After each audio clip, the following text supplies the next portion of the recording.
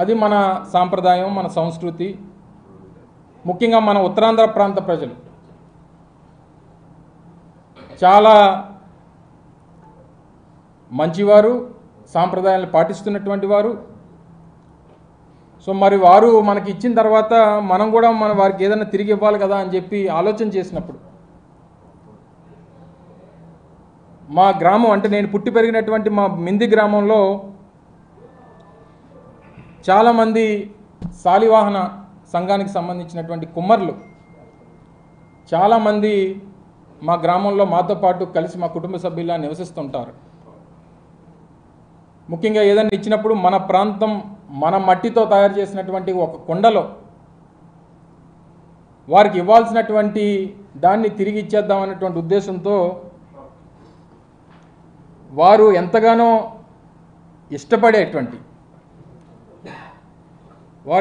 ఇష్టపడేటువంటి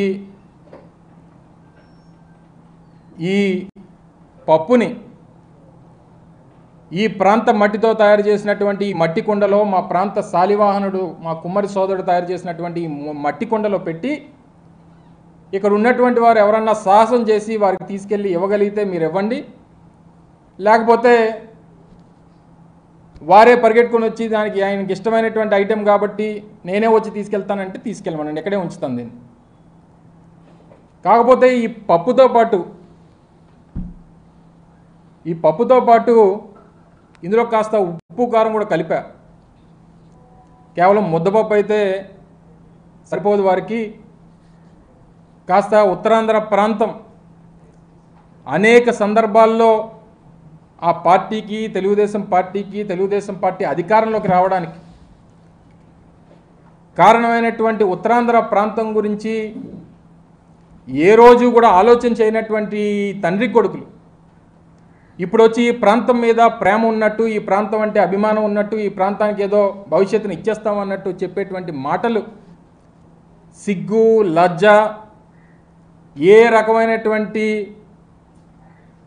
విశ్వాసం ఈ ప్రాంతం మీద లేనటువంటి ఈ అబ్బా కొడుకులు ఇద్దరికీ ఈ ప్రాంతంలో ఉప్పు కారం కలిపినటువంటి దీంతో కలిపి పెడితే కాస్తంత సిగ్గు, లజ్జ, విశ్వాసం పెరుగుతాయనేటువంటి ఉద్దేశంతో దీన్ని తయారు చేయించారు. దీన్ని తీసుకొని వెళ్ళి వారు ఏం చేసుకుంటారో, ఎందుకంటే సహజంగా వారు వెనక్కి తిరిగి చూసుకుంటే వారి మచ్చ వారికి కనబడదు, ఎందుకంటే సైజు పెద్దది. అది మన కింద ఉన్నటువంటి మచ్చ మనం చూసుకోకుండా ఊరోళ్ళందరి గురించి మాట్లాడితే ఈ రకమైనటువంటి పరిస్థితులే ఉంటాయి. ముఖ్యంగా వారు మాట్లాడుతూ నా మీద చేసినటువంటి విమర్శలు, నాకేదో 100 కోట్ల రూపాయలు నేనేదో అవినీతి చేసినట్టు, 100 ఎకరాలు నేను దోచేసినట్టు తాను మాట్లాడాడు. నేనేమి నీలాగా బ్యాక్డోర్ పొలిటీషియన్ కాదు. నేను నా తండ్రి మరణించిన తర్వాత 18 సంవత్సరాలు పోరాటం చేసి ఈ ప్రాంత ప్రజల సమస్యల మీద పోరాటం చేసి మీలాంటి ప్రభుత్వాల్ని ఎదిరించి ఈ ప్రాంత ప్రజల తాలూకా మన్ననలు సంపాదించి జగన్మోహన్ రెడ్డి గారి దయ వల్ల శాసనసభ్యుడిగా ఎన్నికై ఈరోజు మంత్రి స్థానంలో కూర్చున్నా. కానీ తమరు మంత్రి అయిన తర్వాత ఎమ్మెల్సీ అవుతారు. అబ్బబ్బబ్బబ్బబ్బా,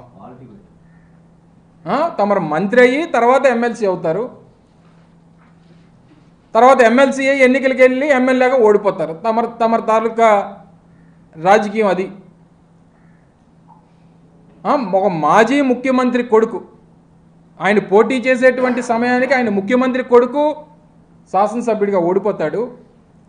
45 సంవత్సరాలుగా ఈ విశాఖపట్నం జిల్లాలో రాజకీయం చేస్తున్నటువంటి ఒక మాజీ మంత్రి కొడుకు ఈరోజు శాసనసభ్యుడిగా గెలిచి మంత్రి పదవిని అధిరోహించి జగన్మోహన్ రెడ్డి గారి ఆశీర్వాదంతో ఈరోజు రాష్ట్రంలో ప్రతిష్టాత్మకమైనటువంటి పరిశ్రమల శాఖకి మంత్రిగా ఉన్నాడు. అది నీకు నాకు తేడా. సిగ్గుందని అసలు నీకు మాట్లాడగలవు? ఒక మాజీ ముఖ్యమంత్రి కొడుకు అయి ఉండి ఎమ్మెల్యేగా ఓడిపోయి నువ్వు వచ్చి మా గురించి, మాలాంటి వాళ్ళ గురించి మాట్లాడుతూ ఉంటే, నాకు తెలిసి నాకు ఊహ తెలిసిన దగ్గర నుంచి నేను పుట్టి పెరిగినటువంటి నా మింది గ్రామంలోనే నేను ఉంటున్నా. మా తాత కట్టించినటువంటి ఇంట్లోనే నేను నివాసం ఉంటున్నా. మా తండ్రి అక్కడే ఉన్నారు, నేను అక్కడే ఉన్నాను, మా తాత అక్కడే ఉన్నారు. మా ఫోర్ ఫాదర్స్ దగ్గర నుంచి ఆ గ్రామమే నాకు తెలిసి నేను పుట్టినటువంటి గ్రామం. నువ్వెక్కడ పుట్టావు? మీ నాన్న ఎక్కడ పుట్టాడు? ఇప్పుడు మీరు ఉండేది ఎక్కడా? మీ నాన్న ఉండేది పూరి గుడిసెలో ఉండేటువంటి మీ నాన్న ఈరోజు నిన్ను తీసుకొని వచ్చి ఒక రాయల్ ప్యాలెస్లో, హైదరాబాద్లో ఒక రాయల్ ప్యాలెస్లో నిన్ను పెట్టాడే. ఎలాగా ఆ స్థాయి నుంచి ఈ స్థాయికి ఎలాగొచ్చి ఒక్కసారి చెప్తే ఈరోజు రాష్ట్రంలో ఉన్నటువంటి అనేక మంది పేదవారు కూడా ఈ మీ తండ్రి తాలూకా స్కీమ్ని ఫాలో అయ్యి వారు కూడా పాకల్లో ఉన్నటువంటి వారందరూ కూడా ప్యాలెస్ల్లోకి వెళ్ళిపోతారు. మీరు చేసినటువంటి అవినీతి సంపాదన, అక్రమాలు, అన్యాయాలు, మీరు చేసినటువంటి అవినీతి ఇవన్నీ మర్చిపోయి నీ కింద ఉన్నటువంటి మచ్చను నువ్వు మర్చిపోయి నువ్వు మాలాంటి వాళ్ళ గురించి 45 సంవత్సరాలుగా రాజకీయ చరిత్ర ఉన్నటువంటి మాలాంటి కుటుంబాల గురించి, ఈ రాష్ట్రంలో పేదవాడికి సంక్షేమాన్ని అందిస్తున్నటువంటి ముఖ్యమంత్రి జగన్మోహన్ రెడ్డి గారి గురించి నీకు నోటికి వచ్చింది మాట్లాడతావు. నువ్వు అనకాపల్లి పట్టణంలో కానీ అనకాపల్లి గ్రామీణ ప్రాంతాల్లో కానీ జరిగినటువంటి అభివృద్ధిని కనీసం చూడలేక, కనీసం అనకాపల్లి పట్టణంలో సమావేశం పెడితే అక్కడ మేము తయారు చేసినటువంటి బాగు చేసినటువంటి రోడ్లు కానీ, అక్కడ చేసినటువంటి అభివృద్ధి కార్యక్రమాలు కానీ, ఈరోజు అత్యంత ప్రతిష్టాత్మకమైనటువంటి అనకాపల్లి జిల్లాని ఏర్పాటు చేసి అనకాపల్లి పట్టణాన్ని జిల్లా హెడ్ క్వార్టర్గా మా హయాంలో అనకాపల్లికి ఆ గుర్తింపునిచ్చినటువంటి విషయాన్ని ఎక్కడ ప్రస్తావించాల్సి వస్తుందని ఇష్టం వచ్చినటువంటి మాటలు మాట్లాడతావు. మెడికల్ కాలేజ్ గురించి మాట్లాడతావు, ఆర్ఈసిఎస్ గురించి మాట్లాడతావు. నీ పక్కన ఉన్నటువంటి ఆ బంట్రోతులను అడిగితే నీ పక్కన కూర్చున్నటువంటి వారు ఎవరైతే దాన్ని అడ్డుకోవడానికి ప్రయత్నం చేసి అడ్డుకున్నారో, నువ్వు చెప్పినటువంటి విషయాలకు కారకులైనటువంటి వారు అందరినీ కూడా దొంగల ముఠాన్ని అందరినీ పక్కన కూర్చోబెట్టుకొని నువ్వు మళ్ళీ మమ్మల్ని ప్రస్తావిస్తూ మమ్మల్ని విమర్శిస్తావా? సిగ్గుందా నీకు? ఓ 420 కానీ పక్కన పెట్టుకుంటావు, ఆడు మాట్లాడతాడు నా గురించి. నీ ప్రభుత్వంలోనే నువ్వు మంత్రివర్గంలో ఉన్నప్పుడు, నీ తండ్రి ముఖ్యమంత్రిగా ఉన్నప్పుడు ఆ 420 గాడి మీద 420 కేసు పెట్టింది నీ ప్రభుత్వం. మా అనకాపల్లి మాజీ శాసనసభ్యుడి మీద 420 కేసు ఆ ప్రభుత్వంలో అధికార పార్టీ ఎమ్మెల్యే మీద నీ ప్రభుత్వమే 420 కేసు పెట్టిన 420 గారిని పక్కన కూర్చోబెట్టుకొని నువ్వు కూడా మాట్లాడితే, ఆ 420 గాడు వచ్చి నా గురించి మాట్లాడితే, వాడు కూడా నా గురించి మాట్లాడేటువంటి పరిస్థితిలో ఉన్నాడంటే ఏం చెప్పమంటారు? నేను పాలు తాగి పెరిగితే ఆడు సారా తాగి పెరిగాడు, ఆడు కూడా నా గురించి మాట్లాడితే ఏం మాట్లాడమంటారు? నన్ను సారా కాసుకొని అమ్ముకున్న నా కొడుకులు కూడా నా గురించి, నా కుటుంబం గురించి, నేను ఇప్పుడు కూడా ఛాలెంజ్, ఇక్కడే ఉన్నాడు కదా ఆ మనిషి, ఎక్కడ మాడుగులు ఎక్కడ తిరుగుతున్నట్టున్నాడు. నువ్వు కానీ నేను ఏదన్నా ₹1 అవినీతి నేను చేశానని కానీ, నువ్వు చెప్పినటువంటి ఆ విస్తన్నపేట భూములలో 1 సెంటు భూమి నా పేరు మీద ఉన్నా కానీ రాజకీయాల నుంచి బయటికి వెళ్ళిపోతా, రాజకీయాలు మానేస్తా. నువ్వు దత్తత తెచ్చుకున్నాడు, నీ పవన్ అన్న వెళ్ళి ఏం పీకలేకపోయాడు? వెళ్ళాడు కదా, ఓ రోజంతా సమయం వృధా ప్రయాసం వచ్చుకొని విస్తన్నపేట వెళ్ళి ఏం మాట్లాడాడు, ఏం రుజువు చేశాడు? మీరు కూడా వెళ్ళారు కదా. చెప్పనండి, ఇదిగో ఈ ప్రభుత్వ భూమిని అమర్నాథ్ రాయించేసుకున్నాడని కానీ, లేదా ఈ ప్రభుత్వ భూముల్ని పలానా బినామీల పేర్ల మీద పెట్టేసాడు కానీ చెప్పమనండి. అక్కడ రైతులు బయటకు వచ్చి మా భూములు మేము కొనుక్కొని మేము అమ్ముకుంటా ఉంటే వీళ్ళకేం సంబంధం, ఎందుకు రాజకీయంగా మమ్మల్ని ఇబ్బంది పెడతారని చెప్పి ఒక పక్క రైతులు గొడవ పెడతా ఉంటే వారి గురించి మాట్లాడడం మానేసి నువ్వు ఏదో అమర్నాథ్ మీద బురద జల్లేస్తే, అమర్నాథ్ మీద ఓ 4 వచ్చాం కాబట్టి, అనకాపల్లిలో వచ్చాం కాబట్టి 4 విమర్శలు చేసేస్తే ప్రజలు నమ్మేస్తారనుకుంటే నీ అమాయకత్వం. నువ్వు కూడా మాట్లాడతావు. అసలు నీకేం స్థాయి ఉందని మాట్లాడతావు, ఏముందని మాట్లాడతావు? మీరందరూ కూడా వచ్చి ఇష్టం వచ్చినటువంటి మాటలు మాట్లాడితే గంజాయి మాఫియా చేస్తున్నాను, డ్రగ్ మాఫియా చేస్తున్నాను అంటాడు. ఎంత అన్యాయం అండి ఇది. నీ పక్కన వైజాగ్ వీరప్పని నీ పక్కనే కూర్చోబెట్టుకున్నావు. మీ అయ్యన పాత్రుడు గంజాయి డాన్ అని చెప్పి మీ పార్టీలో ఉన్నటువంటి గంటా శ్రీనివాసరావు గారు చెప్పలేదా? గంటా శ్రీనివాసరావు ఒక సందర్భంలో విశాఖపట్నంలో ఆయన మంత్రిగా ఉన్నప్పుడు, మీ ప్రభుత్వం అధికారంలో ఉన్నప్పుడు చెప్పలేదా ఆ మాట? గంజాయి డాన్లని, వైజాగ్ వీరప్పల్ని అందరినీ కూడా నువ్వు పెట్టుకొని పక్కన, నువ్వు మమ్మల్ని అంటున్నావు, పక్కన 840ని 1680ని పక్కన పెట్టుకొని. సరే, నీ తండ్రి అంటే ఇంక అడగక్కర్లా, నువ్వు వెళ్ళి అద్దంలో చూసుకుంటే నీ తండ్రే కనబడతాడు. ఇద్దరికి పెద్ద తేడా లేదు. ఏదో సామెత చెప్పినట్టు మీరందరూ కూడా వచ్చి మాలాంటి వాళ్ళ మీద విమర్శలు చేసేసి ఉత్తరాంధ్ర మీద ఉద్ధరించేసినట్టు. ఎప్పుడన్నా ఉత్తరాంధ్ర ప్రాంతంలో నీ తండ్రి 14 సంవత్సరాలు ముఖ్యమంత్రిగా ఉన్నప్పుడు ఒక పోర్టు నిర్మాణం చేయాలని చెప్పి ఏ రోజన్నా ఆలోచన చేసావా? నేను మంత్రిగా ఉన్నప్పుడు, నేను పరిశ్రమల శాఖ మంత్రిగా ఉండి ముఖ్యమంత్రి గారి చేతుల మీదుగా శ్రీకాకుళంలో మూలపేట పోర్టుకి శంకుస్థాపన చేయించి పెద్ద ఎత్తున పనులు జరుగుతూ ఉన్నాయి. రమ్మనండి, నీకు కావాల్సినటువంటి ఛానల్స్ తీసుకుని రా. ఎంత త్వరితగతిన పనులు జరుగుతూ ఉన్నాయి చూపిస్తాం. నేను మంత్రిగా ఉన్నప్పుడు, నేను మంత్రిగా ఉండగా ఉత్తరాంధ్ర ప్రాంతంలో రేపు రాష్ట్రానికి భవిష్యత్ కాబోతున్నటువంటి ఉత్తరాంధ్ర ప్రాంతానికి ప్రతిష్టాత్మకమైనటువంటి భోగాపురం ఇంటర్నేషనల్ ఎయిర్పోర్ట్ శంకుస్థాపన చేయించింది మేము. మొన్న మీరు వచ్చారు కదా, మీరు అందరూ కూడా మిమ్మల్ని అందరూ కూడా తీసుకెళ్ళాం. ఎంత పెద్ద ఎత్తున రన్వే పనులు జరుగుతూ ఉన్నాయి, టెర్మినల్ బిల్డింగ్ నిర్మాణాలు జరుగుతూ ఉన్నాయి. రేపు 2025 డిసెంబర్కి మొదటి ఫ్లైట్ని తీసుకొని వచ్చి అక్కడ ఆపరేషన్ స్టార్ట్ చేయబోతూ ఉన్నాం. ఉద్దానవన్స్ దగ్గర నుంచి, మెడికల్ కాలేజ్ దగ్గర నుంచి, ఇంజనీరింగ్ కాలేజీల దగ్గర నుంచి, ట్రైబల్ యూనివర్సిటీల దగ్గర నుంచి, అదాని డేటా సెంటర్లు కానీ, ఇన్ఫోసిస్ లాంటి ప్లాంట్లు కానీ, లేదా యొకోహోమా టైర్ కంపెనీ కానీ, బల్క్ డ్రగ్ పార్కులు కానీ, రేపు ఎన్టీపీసీకి సంబంధించినటువంటి గ్రీన్ హైడ్రోజన్ హబ్బులు కానీ అంటాడు. నేను మంత్రిగా ఉండుంటే 100 లెటర్లు రాసి ఇచ్చాను, ఉద్యోగాలు ఇచ్చేస్తారని అంటాడు. లేఖలు రాస్తే ఉద్యోగాలు రావు, ప్రతిభ ఉంటే ఉద్యోగాలు వస్తాయి. ఎంతమందికి ఇచ్చావు నువ్వు? లేఖలు ఇచ్చిస్తే ఎంతమంది ఉద్యోగాలు ఇచ్చారు చెప్పు? మనమే పెద్ద మేధావి, మళ్ళీ నువ్వు ఆయన మంత్రిగా ఉంటే లేఖలు రాసి ఇచ్చేస్తానంటే ఉద్యోగాలు ఇచ్చేస్తారట. ఎప్పుడన్నా స్థానిక సంస్థలు, స్థానికంగా ఉన్నటువంటి ప్రజలకి, స్థానిక యువతకి 75% ఉద్యోగ అవకాశాలు ఒక చట్టం తీసుకురావాలన్నటువంటి ఆలోచన ఎప్పుడన్నా నీ ప్రభుత్వం కానీ, నీ తండ్రి కానీ ఎప్పుడన్నా ఆలోచన చేశాడా? ఒకసారి చెప్పమని. ఈరోజు ప్రభుత్వం, వైఎస్ఆర్ కాంగ్రెస్ పార్టీ ప్రభుత్వం అధికారంలోకి వచ్చిన తర్వాత 75% స్థానికులకి ఉద్యోగ అవకాశాలు ఇవ్వాలని చెప్పి చట్టం చేసినటువంటి ప్రభుత్వం అది. సంతకాలు పెట్టిస్తే రేపు నా లెటర్ హెడ్ మీద రాసి ఇచ్చేస్తే ఉద్యోగాలు ఇచ్చేస్తారంటే రేపు అందరూ చదువు మానేసి అందరూ నా ఇంటి ముందు లైన్ కట్టేస్తారు. కట్టేసి సంతకాలు పెట్టిన వాళ్ళందరికీ, మినిస్టర్ గారు లేఖలు రాసి ఇచ్చిన వాళ్ళందరికీ ఉద్యోగాలు ఇచ్చేస్తారంటే ఇంక కంపెనీలు నడుపుకోక్కర్లేదు. ఏం మాట్లాడుతావు? కాస్త బుర్ర ఉందా నీకు? అందుకే నీకు ఈ పేరు పెట్టారు. నీకు ఈ పేరు పెట్టిందే దానికి.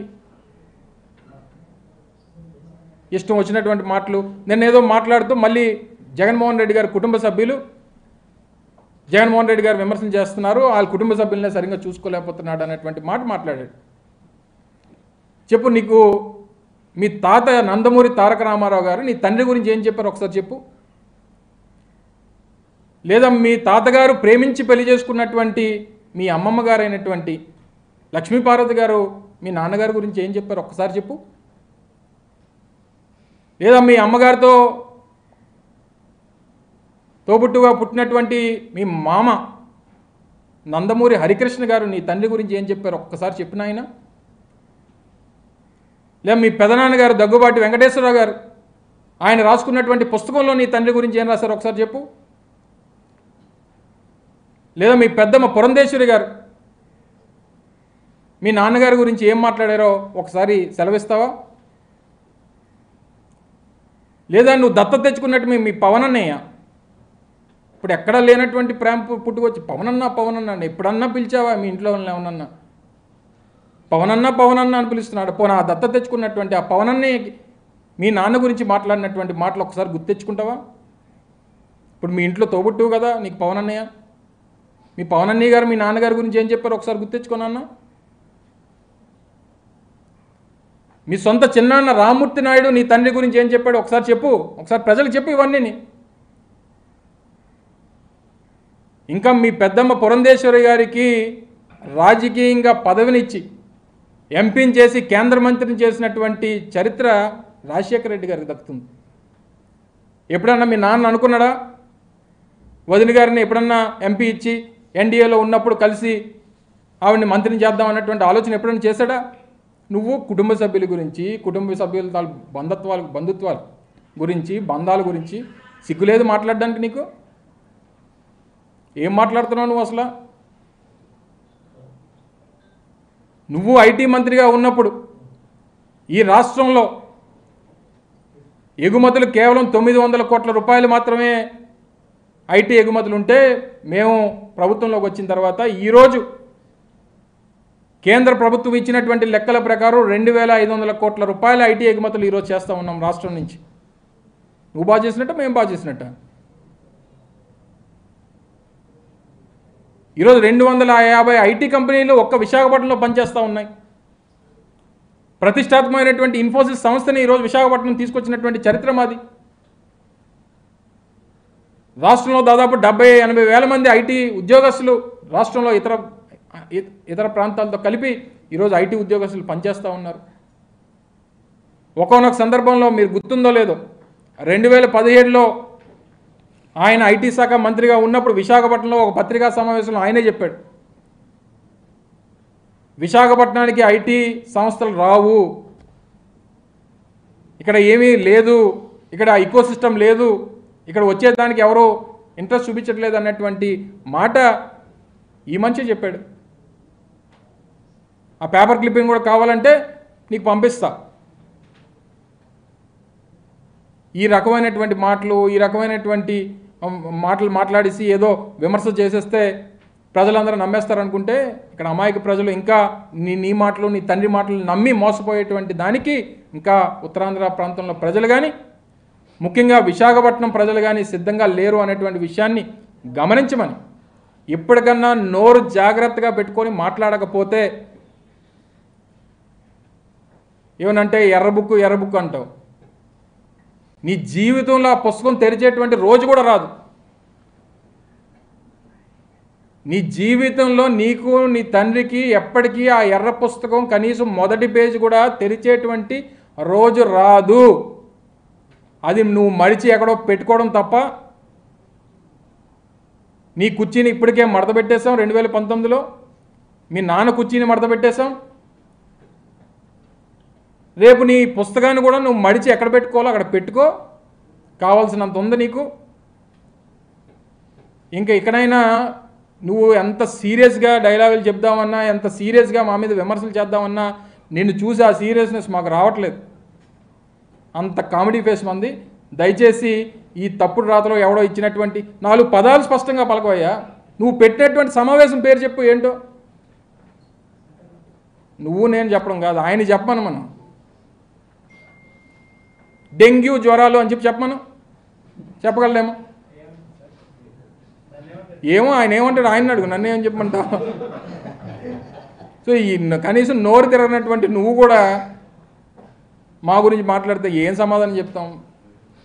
దయచేసి ఆ మాటలు మానుకొని, ఇప్పటికన్నా మేము 14 సంవత్సరాల్లో మా నాన్న ముఖ్యమంత్రిగా ఉన్నప్పుడు ఏం చేయలేకపోయాం, ఈసారి ఇస్తే ఏదైనా ప్రయత్నం చేస్తామనేటువంటి మాట చెప్పుకునేటువంటి ప్రయత్నం చేయండి తప్ప మా మీద విమర్శలు చేసి ఏదో చేసేసామని ఒక భ్రమ కల్పించి దయచేసి ఇక్కడ ప్రచారాలు చేయొద్దు, మా మీద తప్పుడు ఆరోపణలు చేయొద్దు అని చెప్పి మరొకసారి ఈ పప్పుకి హెచ్చరిస్తూ నిన్న చేసినటువంటి వ్యాఖ్యల్ని మరొకసారి తీవ్రంగా ఖండిస్తా ఉన్నాం.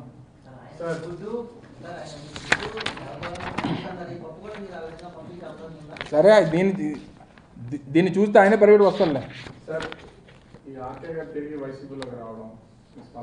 ఇంకే మీరే చెప్పాలి, స్పందన ఏమంటాం. చాలా మాట్లాడి వెళ్ళిపోయారు జగన్ గారి గురించి.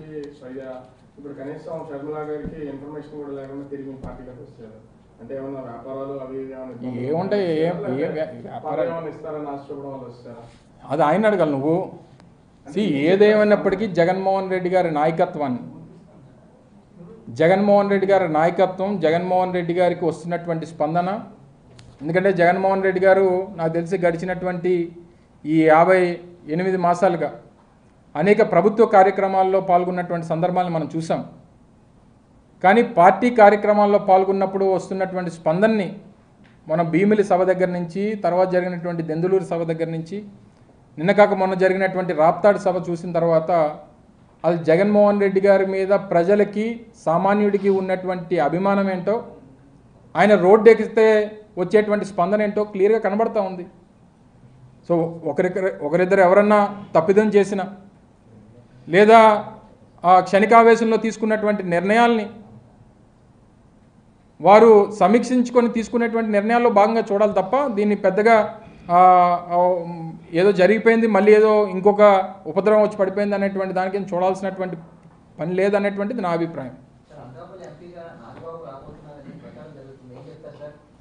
ఏ బాబు రాని, ఏ బాబు అయితే ఏమని చెప్పు. ఏ బాబు అన్నా చంద్రబాబే కదా డిసైడ్ చేయాల్సిందే. ఏ పార్టీ కన్నా ఈరోజు రేపు బహుశా నాకు తెలిసి రేపో ఎల్లుండో ఎన్డీఏలో చేరుతున్నారు. ఎన్డీఏలో చేరిన తర్వాత ఆల్మోస్ట్ 3 పార్టీలు కలిసి వస్తాయి. 3 పార్టీలు కలిసి వచ్చిన తర్వాత ఎవరన్నా క్యాండిడేట్ కావచ్చు. వన్స్ వాళ్ళు కలిసి వచ్చిన తర్వాత క్యాండిడేట్ పలానోళ్ళు అని చెప్పి మేమే క్యాండిడేట్లు మార్చేటువంటి పరిస్థితి ఉండదు.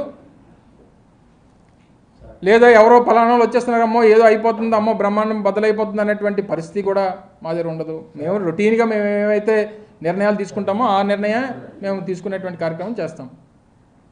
Yes, thank you. చాలు.